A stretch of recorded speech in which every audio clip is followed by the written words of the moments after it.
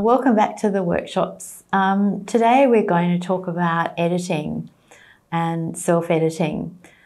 As part of becoming an independent researcher, you need to learn the skill of self-editing.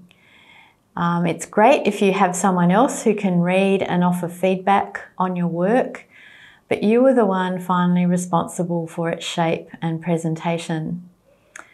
Self-editing is a large part of the writing and skills development process.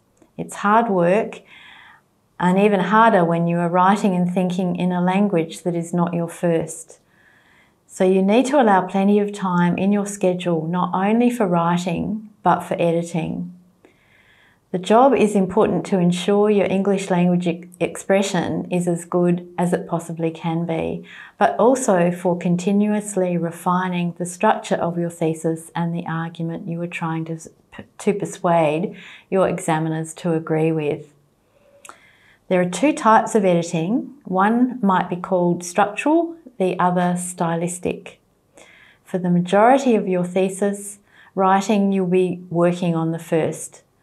Towards the end, you will turn to the second. So structural editing is about making the thesis a coherent whole, about ensuring that all of it is relevant to answering your question and building towards a persuasive conclusion. But again, this is not a linear process. Remember, you don't know what you don't know until you know it. The refinement of the thesis as a coherent structure, like the work of research itself, is cyclical. It'll look like the diagram in front of you. Yes, it can at times seem like you're literally going around in circles. Haven't I been here before? Didn't I already finish this bit? But if you're diligent about writing as an aid to your research thinking, you will be revisiting what you thought you knew and confirming or amending that as you go. Another of my favourite sayings is by a poet called T.S. Eliot, and it applies to life equally as it applies to theses.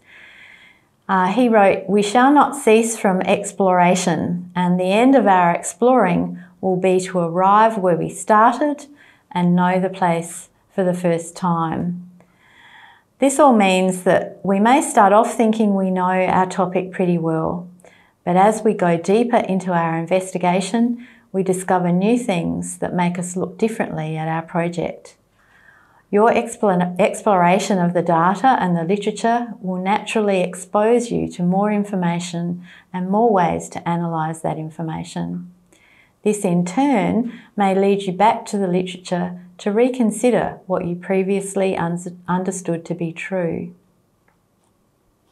Sometimes this can lead you down the path of really interesting but finally irrelevant discoveries or readings. Making your thesis coherent is about ensuring the relevance of your investigations and readings to answering your research question. Ask yourself before you head off in the direction of new data or new literature, does this help me answer my research question? If the answer is no, then park this fascinating sidetrack until your next research project. While you are working on a draft of a paper, of a chapter, of a thesis, or even a paragraph, you can use the above cycle to frame the process. Consider the ideas. Maybe use writing here, just words or sentences for yourself to aid your clear thinking. Write those ideas down, step by step, using the simplest words and phrases possible.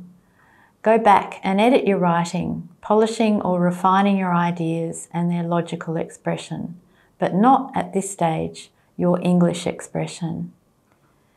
Getting the thinking right, getting it down, then reviewing the logical expression of those ideas is your task in structural editing. At this stage, trying to write in your best English may impede the flow of your thinking. Even for English speakers, this is true.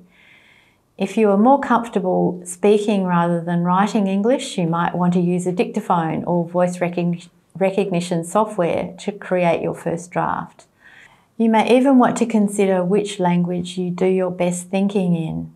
For example, if you are Indonesian and your first language is Sundanese, and that's the language in which your brain naturally thinks, then you may want to do your ideas thinking and your structural planning and writing first in that language.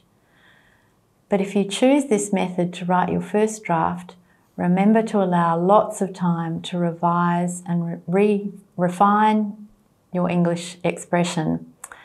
Google Translator won't work, and you're aiming to be an international scholar, which, for better or worse, means aiming to continuously improve your English language expression.